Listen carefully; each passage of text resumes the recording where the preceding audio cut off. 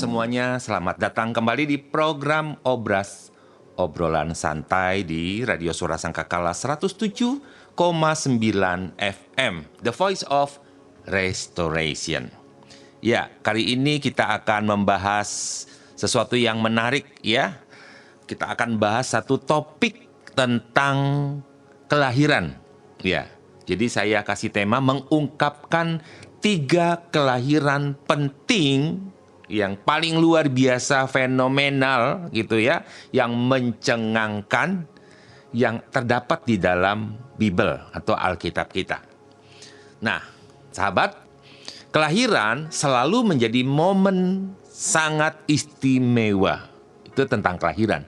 Entah kelahiran Anda dengan memperingati ulang tahun, entah kelahiran anak-anak kita, tetapi intinya itu menjadi momen yang sangat istimewa, spesial. Nah, tidak hanya secara fisik, tetapi juga secara rohani, spiritual. Nah, ini yang ingin saya sampaikan adalah di dalam Bible kita, Alkitab kita, ada beberapa kelahiran yang penuh makna. Saya bagi 2, 3 plus 1. Ya, 3 plus 1 apa saja itu? Yang pertama, kelahiran Ishak sebagai bukti janji Tuhan.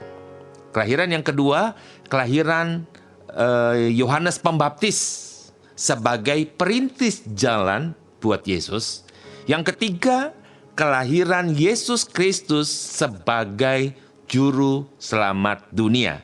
Dan nanti segmen berikutnya kita akan bahas tentang kelahiran baru oleh Roh Kudus yang mengubah kehidupan kita. Nah, mari kita gali bersama-sama setiap kelahiran dan bagaimana hal ini akan berdampak dalam kehidupan kita. Kita mulai dalam segmen yang pertama tentang beberapa kelahiran di dalam sejarah Alkitab. Nah, ketika kita melihat 3 kelahiran yang penting di dalam sejarah Alkitab kita, ada Ishak, ada Yohanes Pembaptis, dan ada Yesus Kristus, maka kita melihat kelahiran Ishak.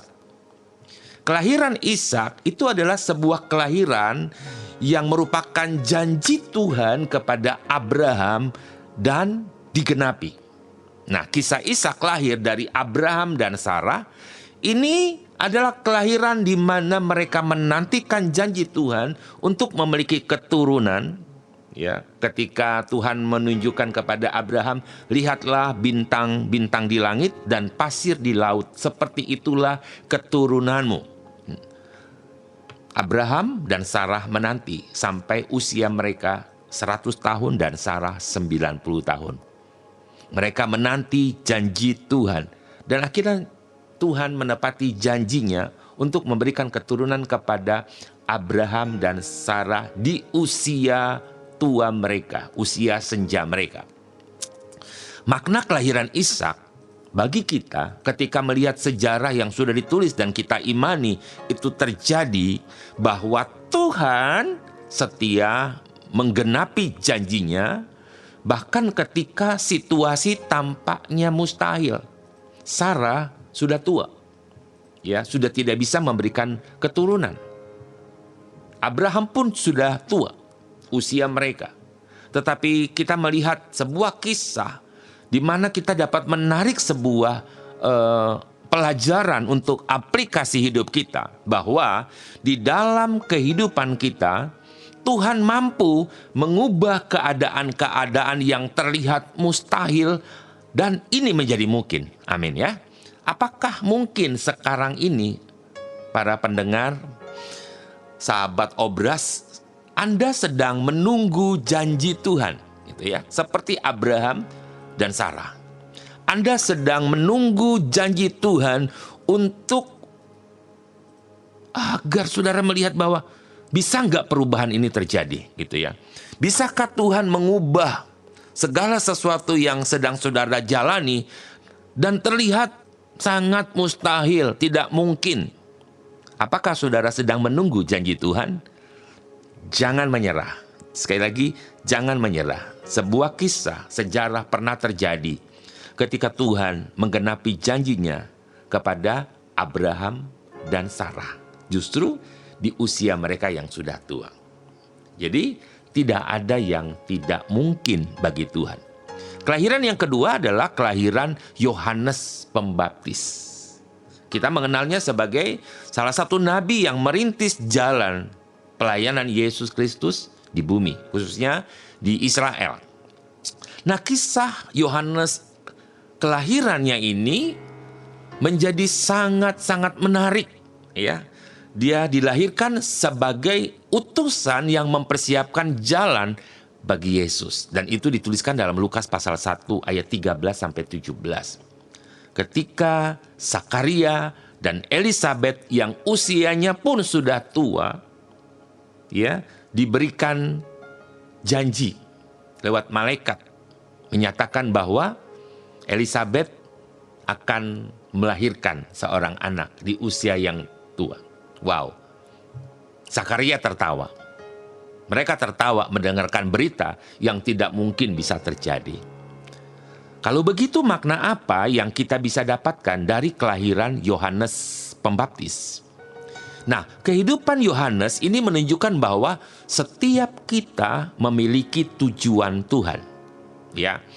Nah, di dalam tujuan Tuhan dalam hidup kita, ketika Tuhan memberikan kepada Zakaria dan Elisabet di usia tua mereka seorang bayi yang dilahirkan dan diberi nama Yohanes, ya, dengan sebuah tujuan. Dia akan membuka jalan bagi Tuhan. Saya ingin bertanya kepada Anda, sahabat Obras, apa panggilan Anda dan tujuan hidup Anda ketika Tuhan memilihmu dan engkau hadir di dunia ini? Ingat, saya dan saudara diciptakan dengan sebuah misi khusus dari Tuhan. Itu sebabnya kita bisa menemukan misi apa yang Tuhan mau dalam hidup kita ketika kita punya hubungan dengan Tuhan. Nah, ini poin yang kedua. Sejarah telah mencatatnya. Kisah Ishak, kelahiran Ishak. Kisah kelahiran Yohanes. Ya. Dan kelahiran-kelahiran ini sangat mencengangkan, ya, viral gitu ya. Mana mungkin bisa terjadi, tapi tidak ada yang mustahil bagi Tuhan dan tidak ada yang tidak mungkin juga bagi orang percaya. Nah, ini dia. Kelahiran yang berikutnya adalah kelahiran Yesus Kristus, ya. Kelahiran Yesus Kristus juru selamat dunia. Ini juga viral, ya. Kalau kedua kelahiran di atas adalah benih manusia yang ditunggu justru di usia tua mereka, di usia senja mereka, baru mereka mendapatkan janji Tuhan, keturunan. Tetapi kelahiran Yesus Kristus sebagai juru selamat dunia, ya, ketika kisah kelahiran itu dinyatakan bahwa Yesus Kristus yang akan dilahirkan akan membawa keselamatan bagi umat manusia. Ya, dalam Lukas pasal 2 ayat 6 sampai 14 berita kelahiran disampaikan. Nah, saudara, Yesus yang dilahirkan oleh benih Roh Kudus melalui seorang anak darah, perawan, Maria namanya. Dan berita sukacitanya adalah dia adalah juru selamat dunia. Jadi kita menemukan sebuah makna yang luar biasa. Jika sejarah menuliskan tentang kelahiran yang luar biasa dari dua keluarga di usia tua mereka, tapi hari ini Bible mencatatkan sebuah sejarah yang pernah dituliskan kembali bahwa kelahiran Yesus lewat Roh Kudus, bukan dari benih manusia. Nah, jadi akhirnya kelahiran Yesus menjadi pusat dari rencana Tuhan untuk menyelamatkan manusia. Kalau yang pertama, jas penggenapan aja dari setiap janji Tuhan. Tetapi yang kedua ini kita menemukan bahwa ada sebuah tujuan, yaitu keselamatan manusia. Tuhan menyelamatkan saya dan saudara. Kalau begitu, apa yang dapat kita pelajari dalam kehidupan kita, di dalam karya keselamatan Tuhan. Apakah Anda sudah menerima karya keselamatannya? Pertanyaan ini menjadi pertanyaan buat kita semua. Hari ini adalah kesempatan untuk memperbaharui iman Anda kepada Yesus. Ingat, kelahiran Yesus tidak berhenti hanya pada saat kelahiran, tetapi dia akan terus berjalan sesuai dengan penggenapan janji Tuhan, masa lalu, masa sekarang, sampai yang akan datang. Saya ingin bertanya kepada Anda, dari ketiga kelahiran ini, mana yang paling Anda rasakan berbicara di dalam roh Anda dan pikiran Anda? Ya, apa yang Anda rasakan dari ketiga kelahiran ini? Mungkin ada yang berkata, wah keren ya. Tetapi mungkin ada yang berkata, saya melihat kelahiran Yesus bukannya sekedar sebuah tanda keselamatan Tuhan, tapi benar-benar adalah karya Tuhan bagi saya hari ini. Ya, kirimkan jawaban Anda ke WhatsApp dari Radio Suara Sangkakala di nomor 081 33 37 20.000. Anda dapat menuliskan bahwa dari ketiga kelahiran yang saya jelaskan tadi, mana yang paling menyentuh dan berbicara langsung kepada hati dan roh Anda. Baik ya, semua pasti mendatangkan kebaikan bagi orang-orang yang percaya.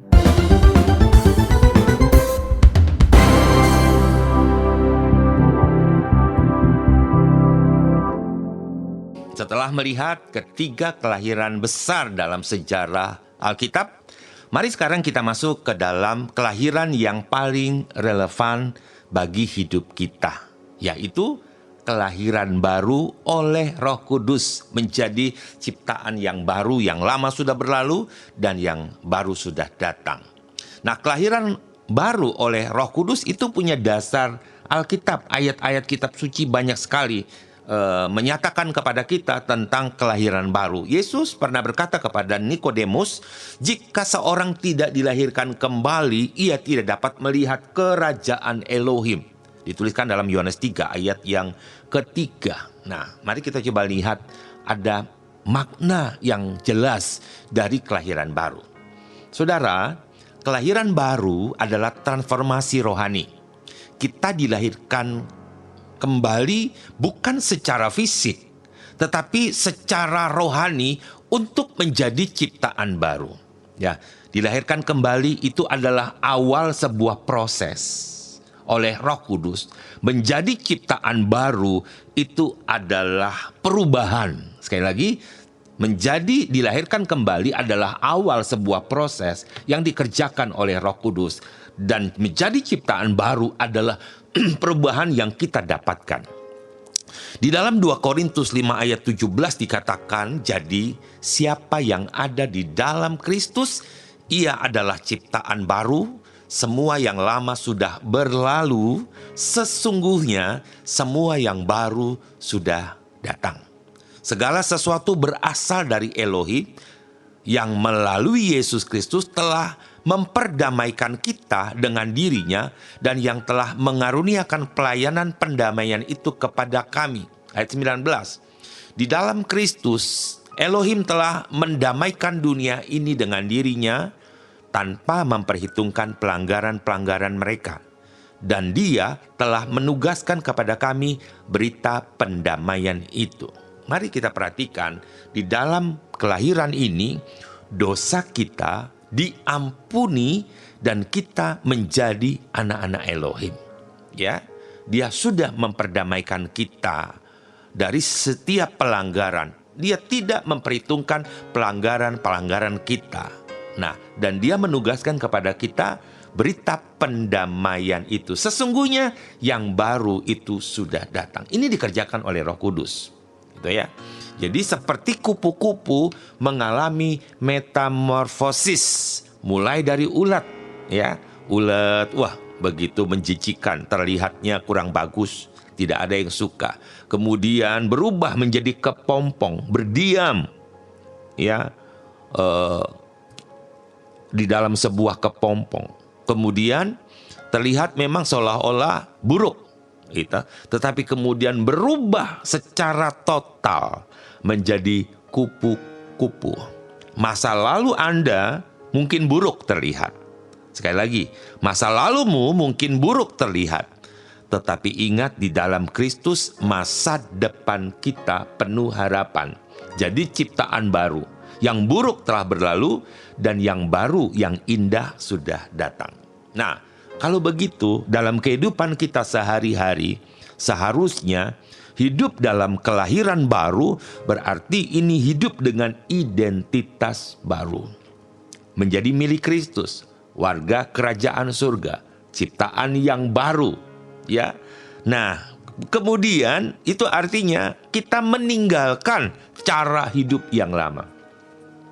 Ku telah mati dan tinggalkan cara hidupku yang lama, hidup yang fana ditinggalkan dan hidup baru di dalam Roh Kudus. Mari saya ingin mengajak kita melihat korelasi antara masa lalu, masa sekarang, dan masa depan. Di masa lalu, Tuhan menebus dan menggunakan pengalaman kita untuk kebaikan. Ya, mungkin di masa lalu Anda mengalami hal yang buruk, begitu mengalami kesulitan, tantangan, tidak sesuai harapan. Ya, firman Tuhan berkata dalam Roma 8 ayat 28 sampai 29, kita tahu bahwa segala sesuatu, ya, bekerja bersama-sama untuk kebaikan bagi mereka yang mengasihi Elohim, yaitu bagi mereka yang terpanggil sesuai dengan rencananya. Ada korelasi masa lalu yang pernah kita hadapi dengan masa sekarang. Tetapi dikatakan segala sesuatu yang pernah kita lewati masa lalu, kesulitan atau hal-hal yang dianggap buruk bagi dunia, saya mau katakan di masa sekarang Tuhan ingin membuat segala sesuatu menjadi baik dan semua baik-baik saja. Ayat 19 berkata, karena mereka yang telah dikenalnya dari semula juga telah ditetapkannya dari semula untuk menjadi serupa dengan gambaran putranya, sehingga dia menjadi yang sulung di antara banyak saudara. Jadi, lewat pengalaman masa lalu kita, ya, kita ditetapkan dari semula untuk menjadi serupa. Dan kita dilatih, kita menjadi matang. Kita menjadi serupa. Ketika kita menjadi ciptaan yang baru, yang dikerjakan oleh Roh Kudus, maka kita menjadi serupa dengan Kristus. Untuk masa depan, ada juga. Ya, ketika Yesus datang kembali, maka kita akan menjadi sempurna seperti Yesus. Jadi ada pengalaman-pengalaman indah. Di masa sekarang kita hidup, ya, dipanggil untuk menjadi serupa dengan Kristus dalam setiap aspek kehidupan kita. Nah, di masa depan sebagai ciptaan yang baru, kita memiliki pengharapan untuk hidup kekal bersama Kristus. Kita menjadi sempurna, hidup kekal bersama Kristus. Saya ingin mengajak Anda sekalian, sahabat Obras obrolan santai kita, bahwa Tuhan memanggil Anda untuk menjadi ciptaan baru. Apakah Anda sudah siap menyerahkan hidupmu kepada Yesus dan menerima hidup baru di dalam Kristus? Ya, kami akan membantu Anda dalam perjalanan pengalaman ini. Kita tahu sekarang bahwa Elohim Tuhan turut bekerja bersama-sama untuk mendatangkan kebaikan. Kalau begitu, makna apa yang kita dapatkan dari perjalanan hidup kita dalam kelahiran baru, ciptaan baru yang sangat relevan? Kelahiran rohani adalah bagian dari rencana Tuhan. Kelahiran baru oleh Roh Kudus bukan kebetulan, melainkan bagian dari rencana Elohim yang kekal yang membawa kita kembali kepadanya. Prosesnya ini adalah segala sesuatu yang baik dan buruk, Tuhan mampu mengubahnya, Tuhan mampu mengaturnya dan mencapai kebaikan yang kekal bagi orang percaya. Kelahiran baru juga menjadikan kita serupa dengan Kristus. Tuhan tidak hanya melahirkan kita kembali menjadi ciptaan baru, tapi Ia memproses hidup kita menjadi serupa dengan Yesus. Kelahiran baru adalah langkah awal menuju transformasi yang penuh karakter Tuhan, kasih Kristus, dan cara hidup kita diubahkan mencerminkan Kristus. Dan Yesus sebagai teladan dan harapan kita. Dia adalah yang sulung di antara banyak saudara. Ini menunjukkan bahwa kelahiran baru membawa kita ke dalam keluarga Elohim, warga kerajaan surga. Ya, tubuh Kristus. Kita tidak hanya menjadi anak-anak Elohim, tetapi juga ahli waris bersama-sama dengan Kristus untuk kemuliaan. Jadi, apa yang dapat kita simpulkan dari percakapan kita, obrolan kita tentang kelahiran yang sangat luar biasa? Dari masa lalu kita, Tuhan tetap setia menggenapi janjinya seperti dalam kelahiran Ishak. Hal ini memberi kita iman percaya bahwa masa lalu kita baik atau buruk akan digunakan menjadi kebaikan. Di masa sekarang, dalam kelahiran baru oleh Roh Kudus, saya dan saudara, Anda semua dipanggil dengan identitas baru sebagai anak-anak Kristus, membawa damai, berita damai sejahtera. Ini bulan Desember, berita damai sejahtera, berita Natal, berita tentang kasih Elohim, kasih Yahweh yang luar biasa. Dan di masa depan, kita punya janji kedatangan Yesus Kristus. Kita punya pengharapan yang kekal, yang akan mendorong kita untuk tetap setia dan melayani Tuhan. Puji Tuhan ya. Mari kita dilahirkan untuk menjadi serupa dengan Kristus, menjalani rencananya dan yang sempurna, yang hidup dalam pengharapan Kristus. Puji Tuhan. Ya, terima kasih telah mendengarkan obrolan santai di The Voice of Restoration dari 107,9 FM. Kita akan ketemu kembali dalam episode berikutnya dengan tema-tema yang sangat menarik di bulan Desember. Sampai berjumpa. Tuhan Yesus memberkati. Amin.